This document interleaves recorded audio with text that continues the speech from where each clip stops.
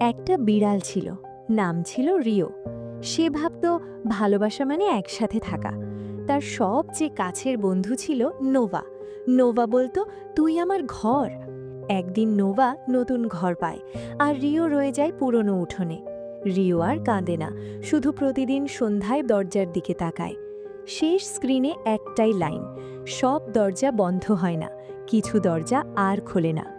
বিড়ালের পায়ের ছাপ, একটা ভাঙা হৃদয়।